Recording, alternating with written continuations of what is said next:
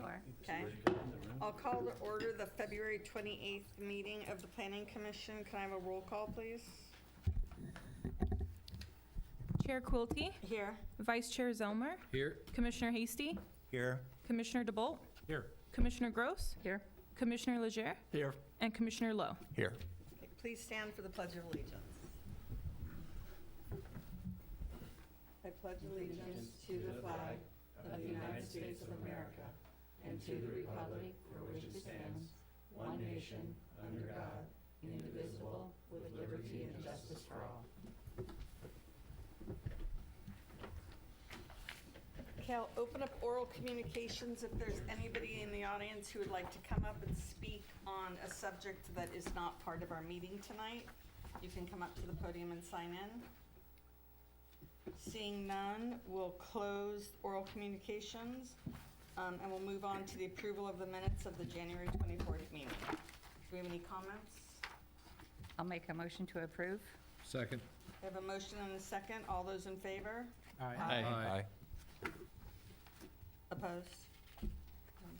Motion carries. Move on to 6A, site development permit for medical office building. Do we have the staff report? Yes, Chair Quilty and members of the Planning Commission. Site Development Permit 2302 is a consideration of an application for a 19,328 square foot medical office building at 10852 Kyle Street. And the applicant's here with us tonight, Hannibal Petrosi there. And he's willing to speak later on if you would like him to answer any questions. On December 7th, 2023, Mr. Petrosi submitted an application to construct a new 22,058 square foot medical building with 19,328 of leasable space. More than a year ago, an industrial building at this site was partially destroyed by fire, and the site is located on the eastern side of Kyle Street across from Deaf Touch Soccer. The structural plan is to demolish the rest of the walls of the fire-damaged existing building and construct a one-story office floor with 2 stories of parking underneath. And there would also be a roof deck break area. The general plan designation and zoning for this property is medical overlay, which encourages medical businesses on the north side of the Los Alamitos Medical Center campus. And the zone was created to prevent retail units from proliferating on Catella and becoming medical uses there. So this is a nice start to that. We actually have a couple other medical buildings that may be coming up soon for that area too. You may notice that the project site consists of 2 parcels. Staff has conditioned, and number 32 in the resolution, to deliver to the planning department a confirmation from the applicant that a lot tie is recorded, or a lot line adjustment or something like that, whatever will make it one property for the site before building permits are made. The parking can be accessed from Kyle Street or on the alley. For the project, 97 parking spaces are required, and the applicant requires 97 stalls, so no questions there. The proposed project removes everything on the lot, therefore 15% of landscaping is required, and the applicant has identified that they will create 15.4% landscaping to include the rooftop landscaping, which is the break area. The architecture appears like a modern tilt-up style office building on stilts. There is a glass curtain wall in the middle tower-like section, banded windows in the remaining front, side, and rear expanses, and a standing seam metal roof archway on the roof that provides shade to the roof deck break room. The large expanses of stucco and concrete are broken into sections through screed lines, which are what they drag a board along to make the concrete smooth. Yeah, but they become architectural accents after it's done.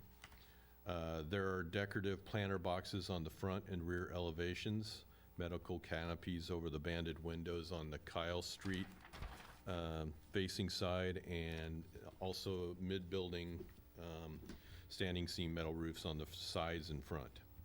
There will be a ground floor lobby in the ground floor parking area and a second lobby in the underground parking, which is in the same area next to the elevators. And trash collection will be on the ground floor parking level. The proposed use complies with the zoning development standards, which conform to the commercial professional office zone standards. It's consistent with the city's general plan land use element, and staff recommends that the Planning Commission approve the applicant's site plan with the conditions listed in the resolution. And that concludes my report. Okay, I have when you talk about the landscaping and you said that they're doing 15.4%, does that include the rooftop? Yes.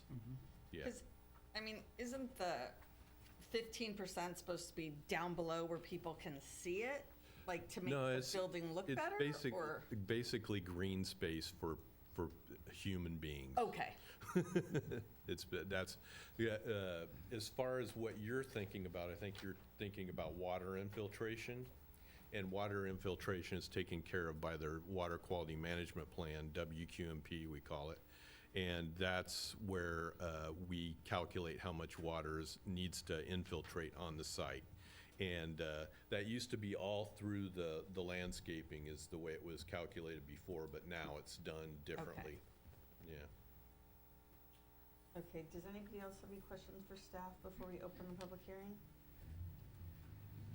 Okay, with that, we'll open the public hearing if the applicant would like to come up and speak on the project.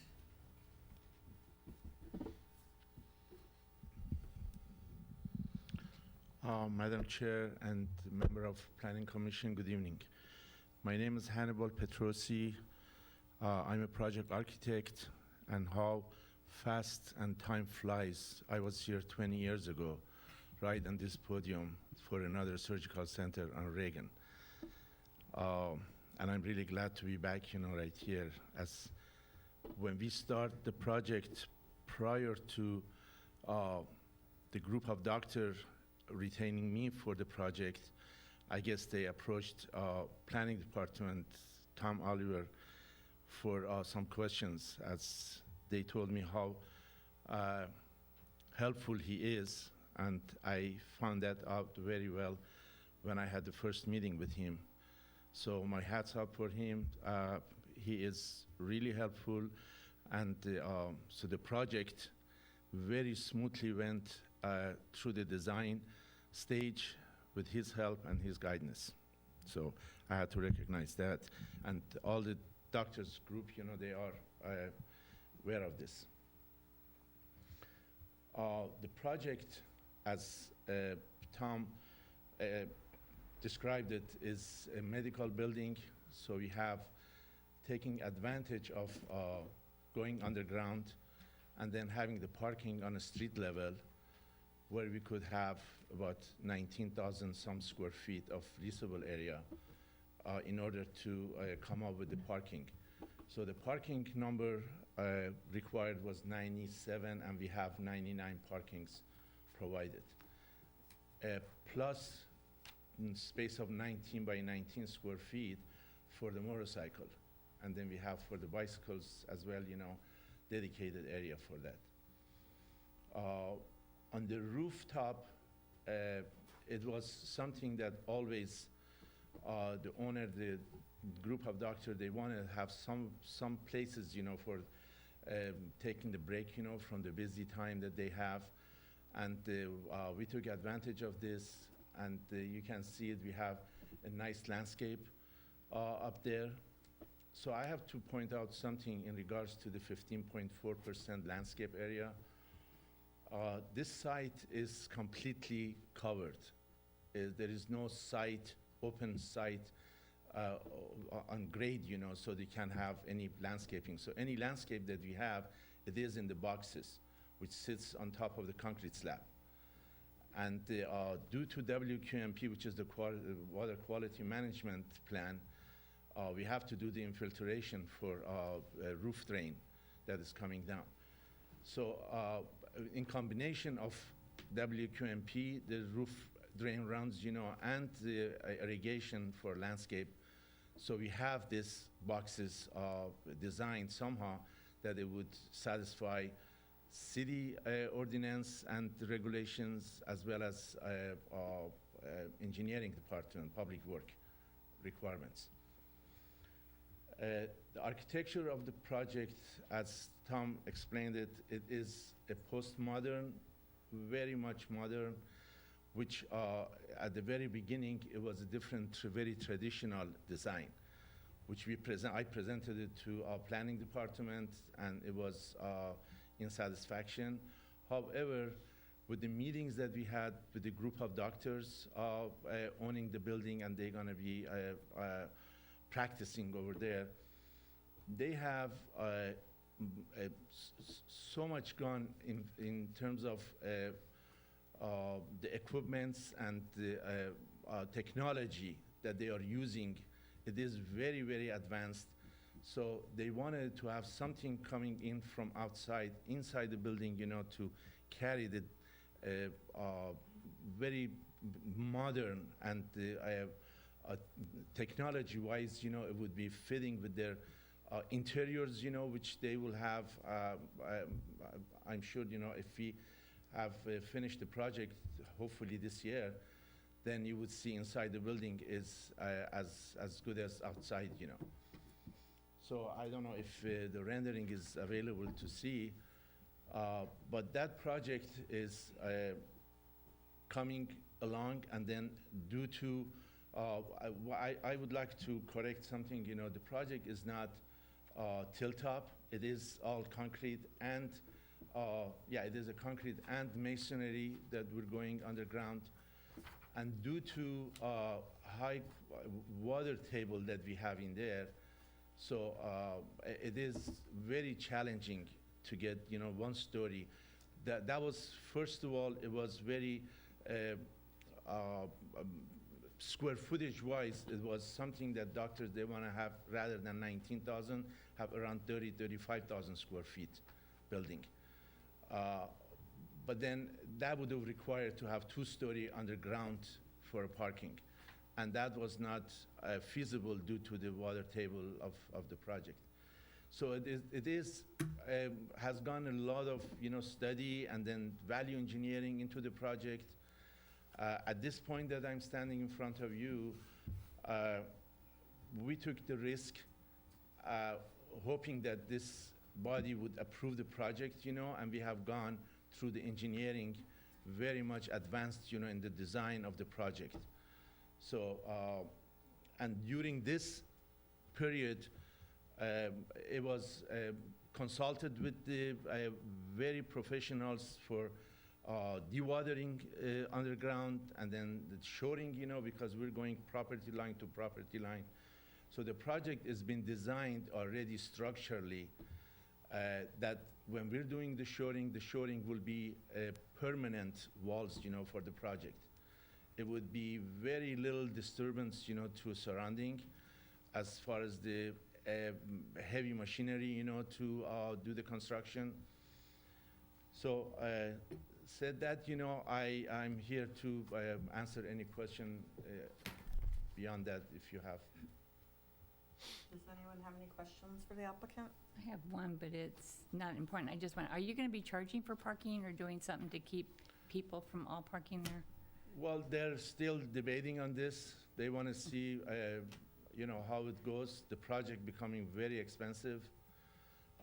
From when we start designing the project to this day, which is about a year right now, the cost of construction and cost of material has 33% gone up. So that means if they had figured the budget, for the project, they are 33%, below what they had. So that's not set yet. So they have to make a decision if they want to be, charged for that or not.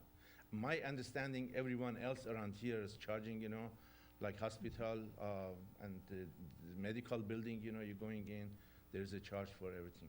It would help you to control who comes in. Yes, yeah, if there is a charge.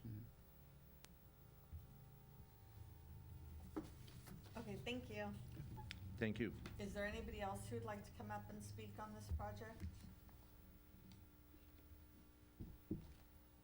Seeing no one else, we'll close the public hearing and bring it back to the count. Does anybody have any questions or comments? Just a comment, I think it's going to be a vast improvement to the area over there. That, Yeah. It's nice to see that the changes we made in the zone years ago, you know, are starting to finally come to fruition. So I think that's a major plus, and Well, I'll make a motion to approve. Okay, we have to do the CEQA first, or can we do both? You can make the motion can be to approve staff's recommendation, and that will cover. Okay. Okay, I'll make a motion to approve staff's recommendations. second. Okay, we have a motion and a second. All those in favor? Aye. Aye. Aye. Opposed? Okay, motion carries. Thank you. With that, we will move on to item 7, the neighborhood parking permit survey results. All right, so I'll go ahead and take this. Ms. Chair, members of the commission, want to thank you. And I'd like to go ahead and introduce to you the results. But before I do that, I want to just cover the background of why we're here for the presentation of the neighborhood permit parking and street sweeping survey results. This is going to be one of our last workshops. Prior to this, every 5 years, the city of Los Alamitos is inclined to engage with the community to assess and evaluate the ongoing schedule for both the neighborhood permit parking and the street sweeping. So the last time this was done was in 2019, so we're here 5 years later. And this survey was conducted throughout a couple months from October to about January. And through that process, there were various questions surrounding each, both the neighborhood permit parking and the street sweeping survey, all of which I'll present to you in a little bit. But basically, the neighborhood permit parking, while there's currently 16 neighborhoods in the city, there's only about 4 of them: Old Town West, Old Town East, Carrier Row, and Greenbrook, and Woodcrest neighborhoods that have a permit parking structure within it. And so through that process, we were able to evaluate each individual neighborhood in the city to assess things that are going well, things that are not going so well, trying to really get a pulse of the community in terms of that topic. Along the lines, we were able to gather quite a bit of information on that. Before I proceed on that, the street sweeping schedule is actually attached to our Muni Code. So in other words, anything that needs to be altered, revised, changed will have to be presented to the Traffic Commission at some point so that it goes to the City Council for that recommendation. So ultimately, here is the results that we can share on screen that you also have in front of you. See if this works.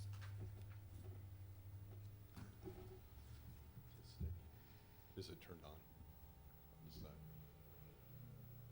Do you mind just Yeah. clicking? I'll guide you along the way.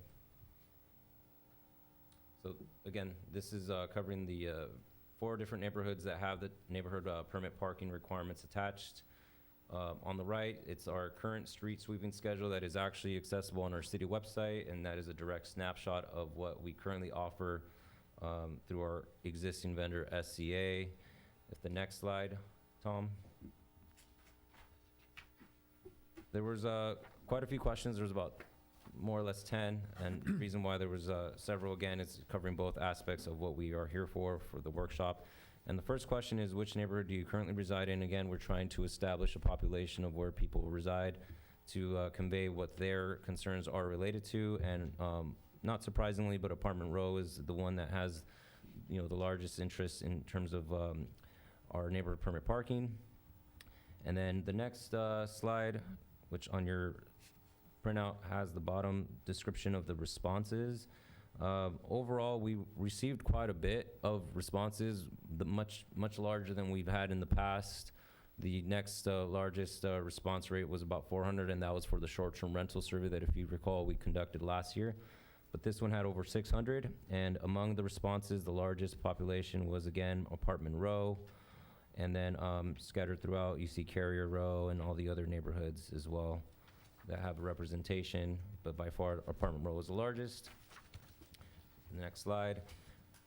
Here we're trying to get, again, a sense of what the current service for both street sweeping and parking enforcement looks like. The majority believes that it works fine, that there's really no suggestion for a change or alteration. Others provide that it could be done better, and then some that it needs to be changed. Some of these responses did have contextual responses. Others are just answering the question. And I'll get into the next here on the next slide. How do you feel about the current street sweeping schedule in your neighborhood? Again, kind of matching the previous question, the majority at 80% feel that it works fine.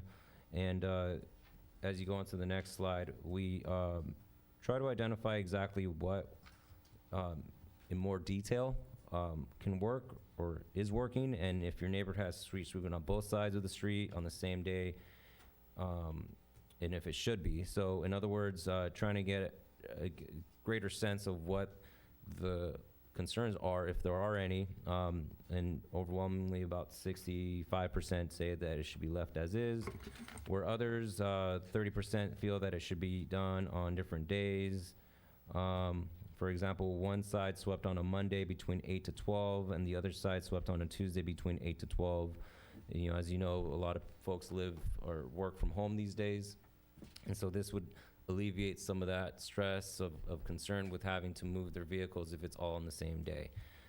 So about 30% felt that that would be necessary. Can I interrupt? Sure. Did we break this out, the satisfaction by the neighborhoods? Yes. So like if it's 80%,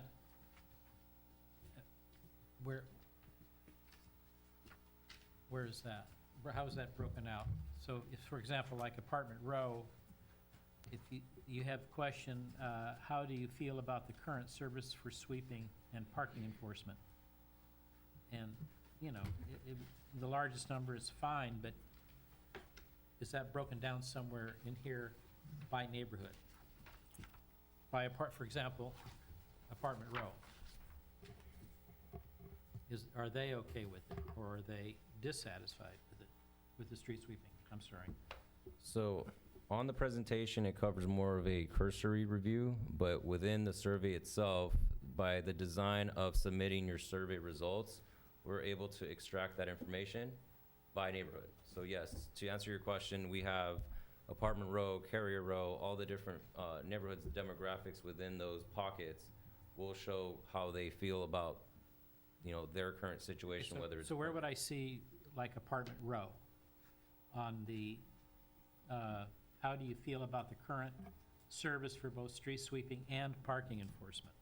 So, It's not in You'll have to get the data from him. Yeah. He's capable of doing it, is what he's saying, but he's not. This is just a it's not in the summary of presentation. the I whole see. thing. Okay, all right. Yeah. all right, all right. So yeah, it was an online survey that was able to extract the information within the survey All right. for each neighborhood. So Okay. if necessary, we can provide that information. Could we also provide, was there a place for anecdotal responses? In other words, it works fine, and then Yes. why? Okay. Correct, That yeah. also is available for us if we need to see that. Absolutely, yeah. Okay. So we were able to get, for folks that wanted to provide that information or expand on that or suggest other changes, yes, we can do that. So again, going back to the survey itself, with if your neighborhood has sweeping on both sides of the street on the same day, should it be left as is? That was the overwhelming response there. It's important to note too that though we did have each individual question on the survey, there were situations, as you can see, there's answers for this one in particular, about 552, about 86 of them skipped. So there is that nature, like we didn't require each question to be answered if the respondent didn't want to provide an answer to that. So there will be some of those situations as well where that could have happened. The next question covers how many cars does your household have? And the largest population seems to indicate between 2 to 3 at 74%. The next largest is in the 4 to 6 range. Here's something that was, again, prevalent in this process was to identify whether the majority or to assess the majority of folks if they live in single-family houses or multi-unit dwelling units. And you can see that single-family houses were the largest response here. And then going on to question 7, how many on-site parking spaces does your household have available, including garage, carport, double parking on long driveways, on-site parking, lot spaces for an apartment building, et cetera? Again, the majority responded with 2 to 3 of those types of parking accommodations.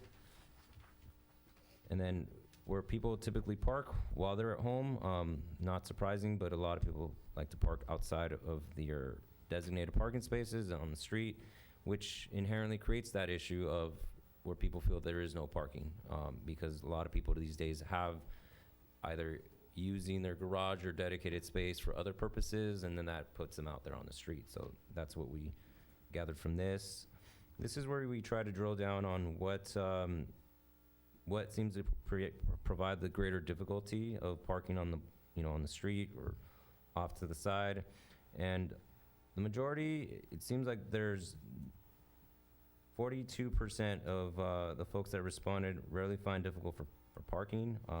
The majority of it is after school hours, where kids are, off, getting home from school. Parents are trying to find a spot, but the majority responded with not applicable. I rarely find it difficult to find parking. So, in this question, it wasn't quite represented as to what the difficulty is on the side streets. And what is the major reason for parking to be difficult in your neighborhood? This is where people would be able to provide the responses as to others, and they provided specifications. Otherwise, it's not enough street parking due to the density of the neighborhood. So in areas where there's high density, such as apartment row, this is where you can generate that, that correlation there. The next question is, consider your current residential parking situation. Which of the following statement applies to you in terms of your parking experience, and selecting all that apply? Ultimately, I am uncomfortable with sticking a permit sticker on the exterior of my car. And then otherwise, I frequently see cars that are parked for long periods of time without moving. And that seems to be true. Again, mentioning, the obvious signs of people working from home or having guests, not obtaining the proper permit. That is where this can be correlated to that. Otherwise, there is, the higher presence of vehicles on the street these days. In question 12, how satisfied are you with the current process for applying for a permit? Not applicable. I do not qualify for parking permits was the largest response, or otherwise I have not had to manage parking permits beyond the application stage. And so this is really to vet out whether or not the existing process of obtaining a permit, it's accommodating, it's enough, or if there's other means where, other jurisdictions offer online permit process that makes it easier for folks.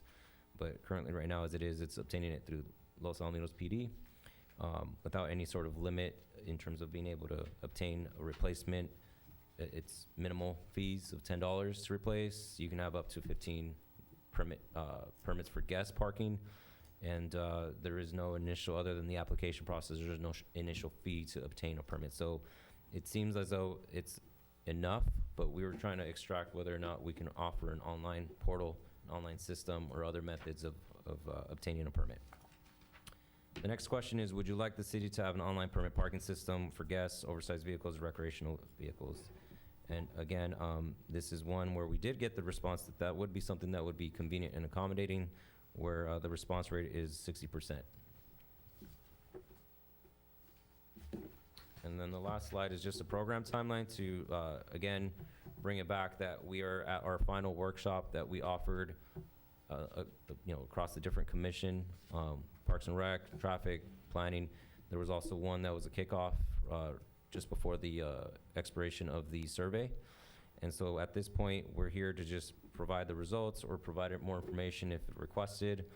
And then as internally as staff, we'll reassess and evaluate what we need to offer forward to the Traffic Commission. And if there's any recommendations to make any changes, then that would eventually go to the City Council. So within the next 2 to 3 months, now that we've completed our workshop tour, we will be able to provide a little bit more information to help guide us through this process. And I'd be happy to answer any questions for this topic.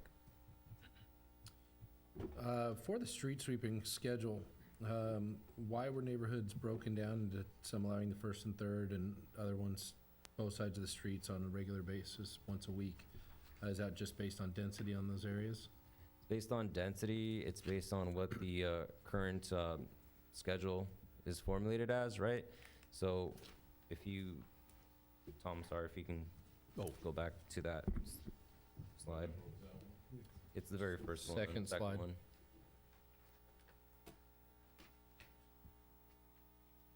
Second One- slide, one. sorry. It's the current schedule for street sweep, right, One more, one more. couple. Right there. So yeah, so that's ultimately how each neighborhood is structured. A lot of it could be based on, like you mentioned, density. It could be mentioned on the existing permits, requirements within those areas. It's also based on the service model that is presented during the bidding process. But this is what seems to be working in order for them to be able to reach all areas of the city and ensure that also on the enforcement side, that PD is able to provide that support as well. Otherwise, it just gets very convoluted if it's all within the same sort of structure or pattern. But that's where we have it currently as it stands. And what is, if you know offhand, our enforcement revenue from ticketing? Because I've noticed the last 3 weeks, there's been no enforcement vehicle after the, So in my neighborhood at least. I don't have those figures, Yeah. unfortunately. Yeah. But that is something that we, allow PD to provide that service. Now, if there's no enforcement, there are varying factors for that. But I can certainly reach out to our police department and, we work closely with them. We're not necessarily the ones providing that, but we are providing the response from the community because a lot of our residents make that assumption that it falls within our camp. They feel like it's code enforcement or it's something that we in development services provides, but we share that information to police, to the police department. And if it is a pattern, then we communicate that as well with our vendor, because ultimately that is something that has to be communicated as well, that if they're noticing that there's no trail car behind them, then that's not a good sign. So we can certainly have that conversation with PD and see what's going on. And then lastly, how flexible are we in a contract with the street sweeping company, SCA? And are we even able to adjust days and times or anything on this with them? Is it coming up soon, renegotiating contracts or anything like that? We just recently entered into an agreement with the existing vendor. There's always an opportunity to make some amendments if necessary, especially if there are certain patterns or if the feedback is largely that it's not working out. Within the contract, there is discretion that we can make changes. If the service is not up to par, we got to go through a progressive disciplinary process of evaluating, providing results. If they're missing areas in the city, then yeah, that process allows us to be able to say, you know what, this is a breach of the contract. We need to make sure that we're receiving the right services. But if we're ultimately just arbitrarily saying we'd like to change this, then it would have to be at the conclusion of that contract. Okay. I can send that information to you as well. I don't know exactly if it's a 3-year with certain renewal, but I'd be happy to send that to you if you need that information. Okay. I think I'm clarifying there. I just want to point out that our street sweeping is paid for by our trash hauler. Okay. So naturally, logically, if you add more days, they're going to charge more money. But at the end of the day, our trash hauler will pay for the street sweeping services. Honestly, I was thinking about the reverse. I see more buildup in the areas that are only getting done every other week than there is in the ones that are getting done every week, obviously. Right. A lot more traffic in those areas that are being done every other week. I get that they're more dense, but at the same time, if we want to keep it clean, forcing people to move their cars, otherwise generating revenue could be an option. I don't know. But I think the people who live in those areas, it'd be really hard if it was every week. Because there's no parking around there to begin with. There's nowhere to go. Yeah, He's saying multiple days, though. You could do it multiple days. Well, you do Yeah. it. So increase the service in, say, Carrier Row, or not Carrier Row, our apartment row? Yeah. So that it gets swept more, is what you're Mhm. saying? Okay. That would probably be something for the traffic commission to take Yeah. up, right? And then to the city council? Yeah. Okay. And that's the intent behind the workshop today, is to get input from, we also should allow our community members, if they're here for this, that they can provide direct input, and that's the intent behind the workshop. The survey, it's one dimension, is to gather the input, but it's also to engage with community if there's anything that they missed out on through the survey. Madam Chair? Okay. I would echo what Commissioner Zellmer just said. I walked the area in Carrier, or in Apartment Row, at least on north of Farquhar, and there are times when the street does not get swept, just because of the way it falls. If there's a holiday, if we're into a fifth week of the month, and there's a holiday that's thrown in there, they will end up not being swept for a month. I mean, 3 or 4 times. And it looks terrible. I mean, the leaves are packed, this is probably it's the largest neighborhood in our city. It's probably the one area that can seriously affect overall value in the city if the apartments are not kept up. It's hard enough to maintain your properties, but then for the city, in my opinion, we're neglecting the city, the infrastructure here, the street, and it detracts from the overall area, and I don't think we should have that. There's no difference. They're all residents. They may rent, but they're no less a resident than anybody here who owns their own home. And in my opinion, they pay the utility taxes. They pay, we need to keep that area clean. I mean, and you can do one side of the street on a Wednesday, do the other side of the street on a Thursday. They have to move, they're moving the cars anyway, they'll have to move them again. So what? I mean, that's just part of maintaining the property. So I think we should do that.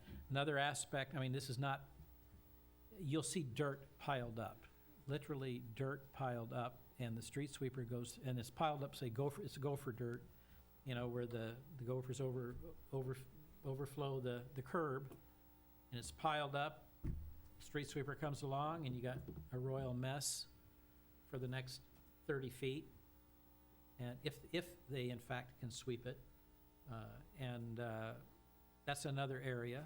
I think the city crews, at least once a week or periodically, should go through. If we're not going to take care of the gophers in the parkway, which is the city property, then we need to at least take care of the dirt that's piled up into the roadway, so that the street sweeper can come through there and actually sweep the gutters.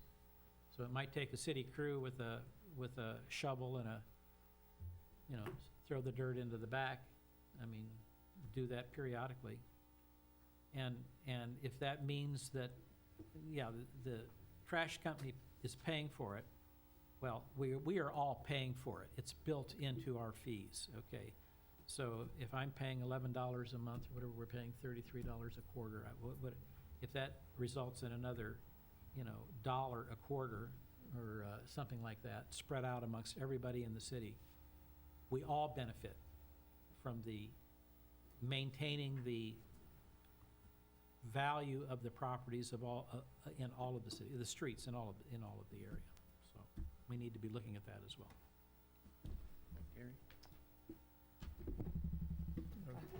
So just my only one comment is that I think when we do make changes, or when changes happen, is that we don't have street sweeping the day after trash pickup. Because what happens is that with holidays, 15 to 20% of the time, you have street sweeping and trash on the same day. And of course, that doesn't work because all the trash cans are out there. So when the street sweeper comes, he's just, you know, going in and out. So I know my neighborhood has that issue. So, and it's about 15-20% of the time, because when you have holidays on Monday or whatever, it always kicks the trash one day out, but street sweeping stays the same day. So you have a street sweeping and trash on the same day. So Support that all the street sweeping that one day. I mean, happens a lot. yeah. Oh, go ahead. I just had a quick comment. Want to thank the staff for putting this together. It is kind of a 10,000, foot view of what's going on in the city. But I think Commissioner DeBolt kind of drilled on it a little bit, that all these things in this report would be very interesting if Carrier Row was kind of, or I'm sorry, I keep saying Carrier Row, I live there, that's why. Apartment Row is drilled down a little more, because I think this report, to me, when I look at some of those percentages, shows a lot of things that we're doing right and a lot of things that are good. And I think there's some things that are not working so well in other parts of the city.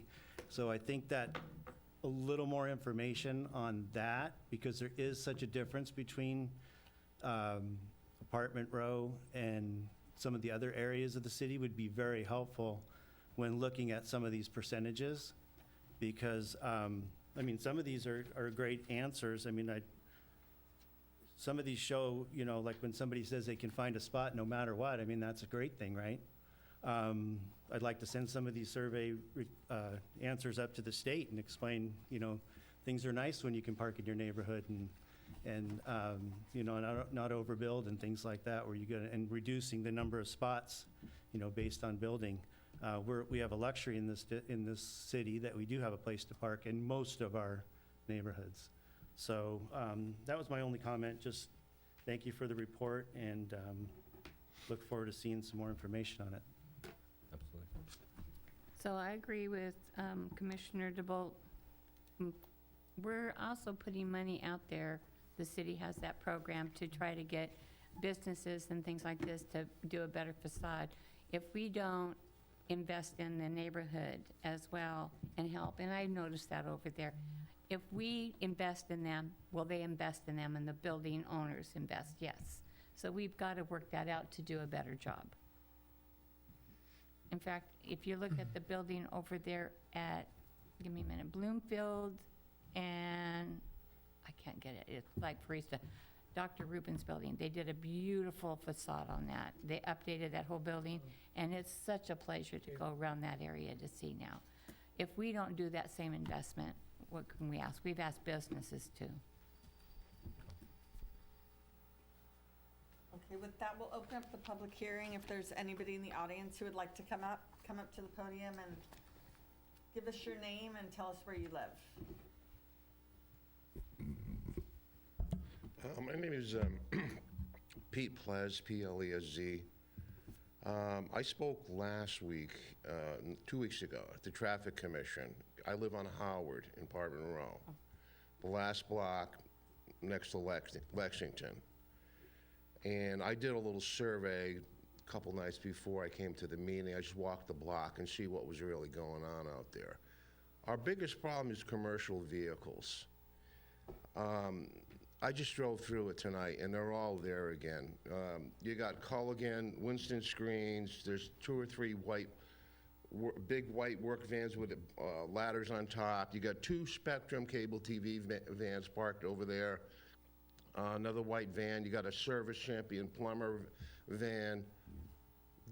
I see this as our major problem, because these are big vans and they take up sometimes 2 spots. If they park far enough away from a driveway, it's 3 spots. And I brought this up last week, and the gentleman who was here from the police department said he's not going to enforce it, because he sees these people as, well, they're doing they're bringing their work vans home, and then they go back out the next morning. But there's more to it than that.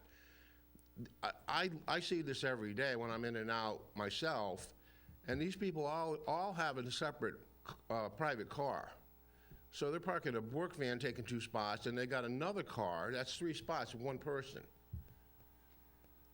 So I think if we can get the police department to enforce this, because you can drive over there right now after the meeting, take a look, and see there's like 10 commercial vans on Howard and on Lexington, and Green is another problem. There's a bunch of commercial vans there. And speaking of Green, after the last meeting, I was walking out, and the vice chair of the traffic commission came over and he took me aside and he said, you know, I live on Green over there. Let me tell you what else is going on. So he said that he's got a guy in his block that's renting, he's doing some kind of an online rental car business, and he's parking 10 or 12 rental cars on the street over there. So that's a problem, because those people that live there, they're coming over to Howard and they're filling up our block. And also he said that since they changed the parking on Catella, south side of Catella, between the Catella Deli and the 7-Eleven, they made it all 2-hour spots. And I just rode by there now. This is the first time I've ever seen anybody park there. There's 2 cars parked there. There's like 20 or 25 spots there. Every night you drive by there, they're all empty. And that's where the Catella Deli employees used to park. So they can't park there anymore, so they're all moving onto Lexington and Green with the guy who's got 11 rental cars. So the people who live on Green are now moving over to Howard. So we got a big problem, because I'm trying to figure this out. What's going on with all this? I've lived there 15 years, and we've only started having these problems in the last year or two. Because if you don't get in there before 6 o'clock at night, you're not getting a spot. And I like to park on the street now because we've had some coyote attacks. I had on my own personal security camera out my window, I had 2 coyotes ripping apart somebody's pet cat on my front lawn about a month ago, fighting over it, and they're biting each other. And this is happening 6 feet from my front door. So that's another issue. I called up Long Beach Animal Control, and I asked the guy, I said, we're having these coyote attacks. You guys can come over here and do something about this? And he says, well, I'm the only guy working tonight, and I can't leave. It's like, well, why is our city paying these guys? They're doing nothing to get rid of this coyote problem. So, and another issue is I like to have my car where I can see it with my security cameras in case somebody's trying to cut out my catalytic converter, because there's been a lot of those things going on in the area.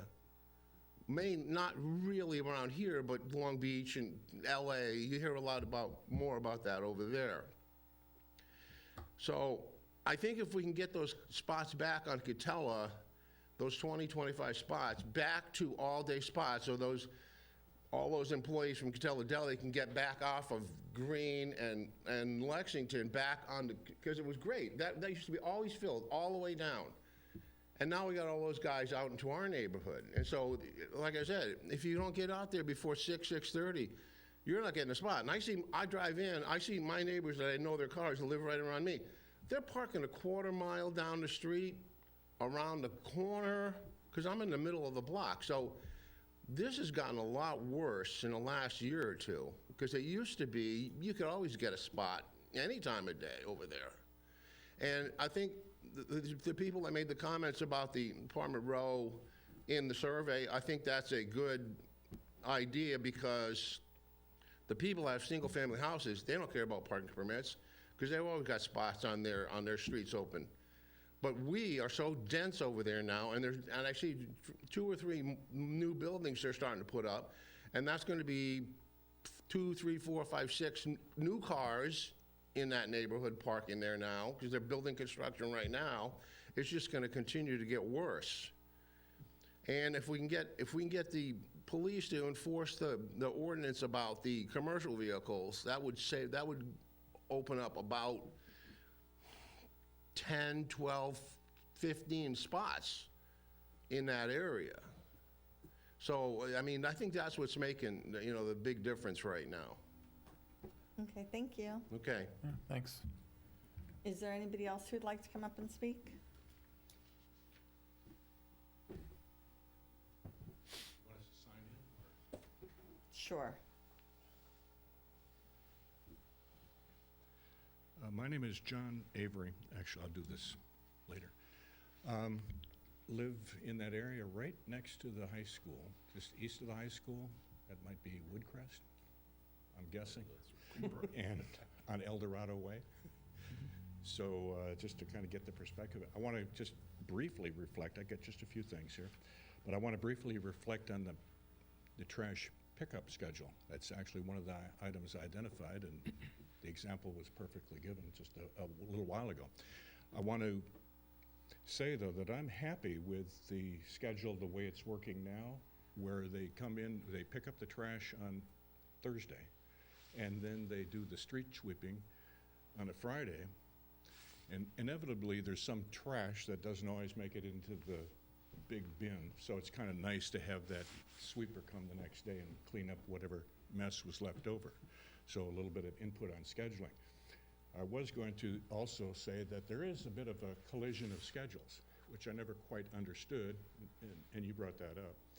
And that is if there's a holiday, okay, their schedules collide. I know the trash people push their day back, but the street sweepers don't. That always perplexed me. I mean, one easy problem, I don't know that it's, or one easy solution, I don't know how easy it is just delay the street sweeper another day. But I don't know. I'm just reflecting on that. The other question I had, and I don't know if anybody can answer it, I tried it one time and it worked. I took my trash cans and I just pulled them up on the sidewalk right next to the curb. And trash people came along and did their thing just fine. And street sweeper came along and did his thing. I basically avoided the problem. I don't know if that's something that's you know, I don't want to say the word legal, but I think whatever anyway, it worked. So just a little bit of input on that. And being in that area, and I think it's probably grouped in with Greenbrook, is it Greenbrook Woodcrest, if I'm still in the right area, we have our own particular issues there with the school. And it seems like, well, maybe it's just a bit of cooperation with the school area that might help out, but overall, it's been working fine. Whatever permit schedule we have and all that sort of thing is I wanted to say first too, thank you for putting this together. So I'm backtracking a little bit and did a really nice job of communicating, I thought, to the community about having these workshops and about having the portal so we can answer questions out there. So I forgot to mention that up front.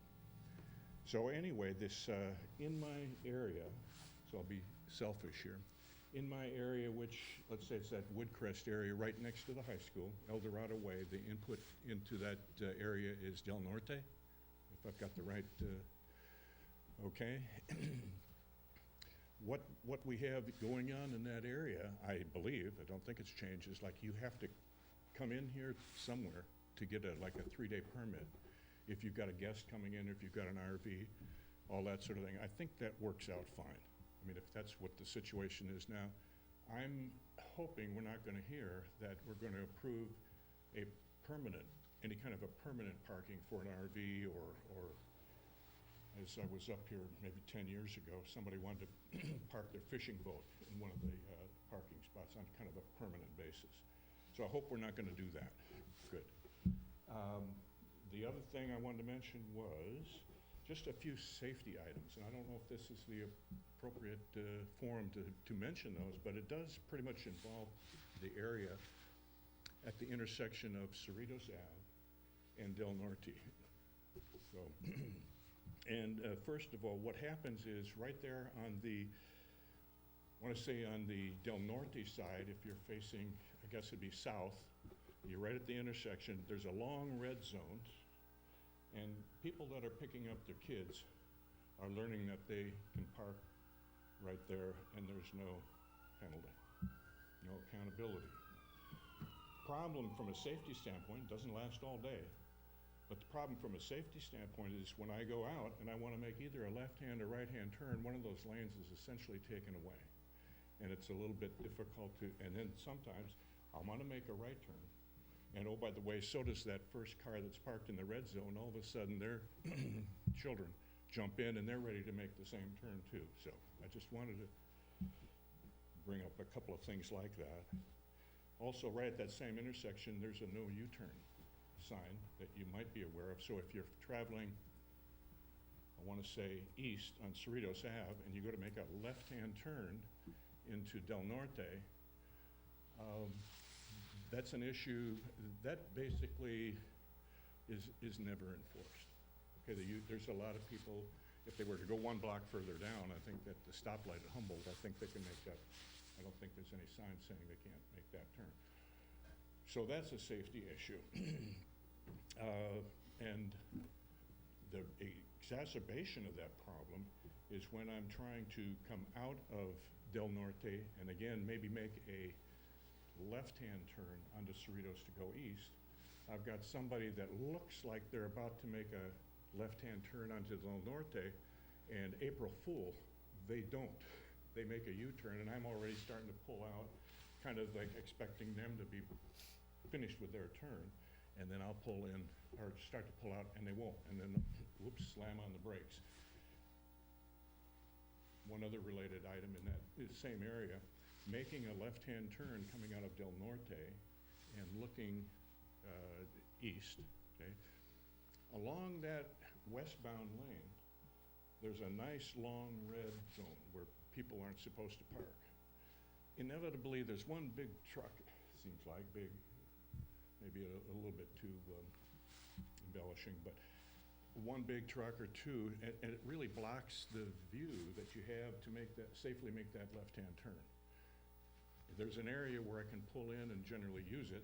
There's the area, the yellow line area where there's a space in between, so I can pull in so I don't have to hit traffic going east on Cerritos.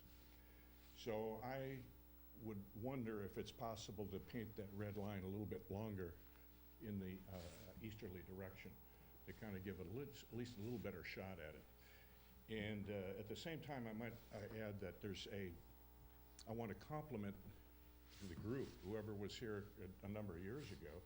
They made a bike lane, okay, out of, on the, I guess you'd call it the north side of Cerritos Ave. That was a great idea. It solved a couple of problems. It solved, number one, kids and cars from coming through at a high speed in that lane that wasn't a lane, okay?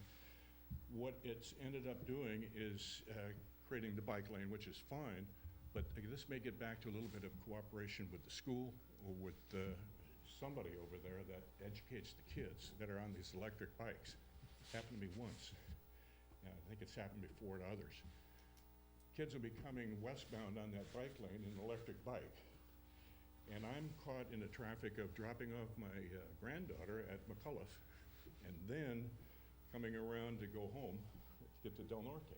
You follow what I'm going with that, okay? Well, I'm looking in my rear constantly because that bike lane is sitting there. There's a lot of traffic about that same time of day that's backed way up to Bloomfield trying to get to the high school and beyond, okay? And I'll look for the bikers, but sometimes they'll come so fast, you don't see them. You know, I look in the rearview mirror, there's nobody there, but the next minute, they're there, and I almost hit one day, excuse me.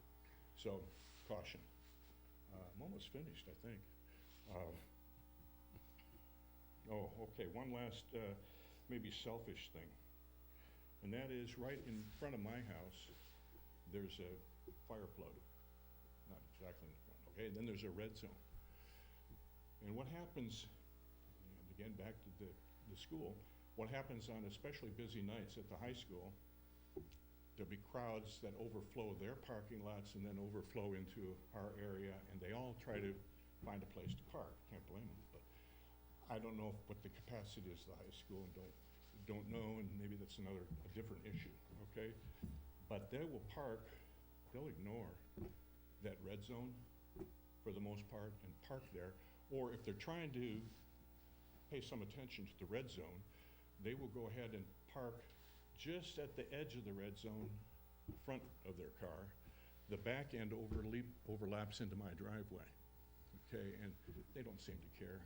I mean, and then there's another spot in the next door neighbors where there's not quite enough room to park, but it looks like there might be, and they'll do the same thing. They kind of park over that. So what does that say? I don't know. Doesn't happen a lot, but when it happens, it's very irritating. Again, another, I'll call it a safety issue. That's all. So, anyway, I think I'll thank you very much for being so patient and listening, and appreciate anything you can do to help out. Thank you. Thanks again. Thanks. Is there anybody else who would like to come up and speak on this? Okay, Seaton. Could I mention, you mentioned about turns. There's a pretty serious problem over here on Lexington and Catella, where they changed it about a year or so ago, so you couldn't drive through coming south on Lexington towards the base. You'd only go left or right. Somebody almost hit me on the way over here. I went by there just for this purpose, see what was going on. I almost got hit there again.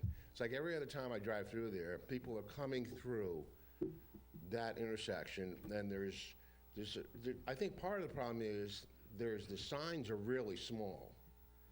And they've got one little sign with some wording there, no throughput, no through street or something like that. And then they got a couple of small arrows. And I think a big problem is that they should have left and right arrows in the green lights.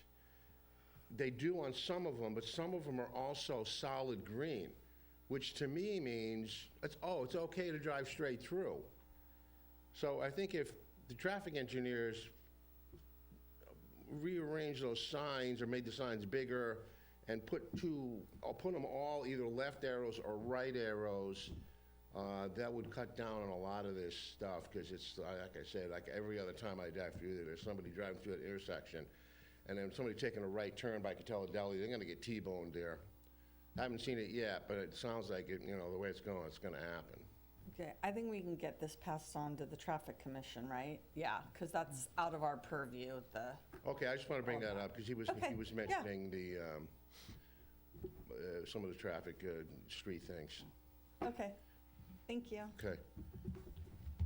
Okay, with that, we'll close the public hearing. Seeing no staff report, do we have any items from the Development Services Department? Yes, thank you, Chair. I have a few items to bring up. One in particular, it's the Revive Los Alamitos program. As mentioned previously, it is intended for our business community storefronts that would like to do any facade or structural improvements. So that's gone live this week. So if you have any interest or have friends, family, or even businesses that you'd like to suggest, please direct them to our way. Alicia Booth, she's our economic development supervisor, who's put the program together with Gabby's assistance as well. And so we're very excited for this program to hopefully make some improvements to some of our local businesses. The next item is our economic development strategic plan, which is underway. We have our consultant, Jacob Green and Associates, that's helping us with this project, and it's going to essentially identify areas that we can really focus in on, align with community goals, with our city goals, to forecast how we want to shape our economic development vision moving forward. And so through a series of workshops and involving surveys with stakeholders, we will be doing a workshop at our Good Morning Los Alamitos event on Tuesday, March 26th. That's going to take place at the Community Center 2, start at 9. So information is starting to circulate throughout social media or website, so you should be getting that invitation as well to attend. And it'll be at that event that we will be providing more information on the Economic Development Strategic Plan. And that wraps up any news items that I have for you tonight. Okay, thank you. Do we have any commissioner reports?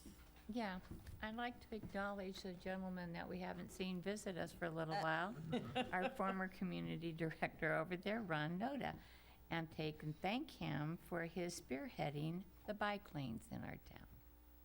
That was him, just for you to know, so you can thank him later. Anybody else? Yeah, I'd just like to say something. It's nice to hear compliments from the applicants regarding Tom and his staff. We get a lot of that, and I think, I was just talking today with a friend of mine who's trying to do a job down in Laguna, And it's just a nightmare trying to deal with the staff. I mean, I hear this from people that are working in different cities, and yet here, you know, it's just the other way around. They come in and everybody's very complimentary to the staff, and I think it's really good. And up here, I mean, I know I ask for information a lot, and we get it promptly, and it's appreciated, and it's good. So, that's what I have to say. All right, with that, we'll adjourn the meeting.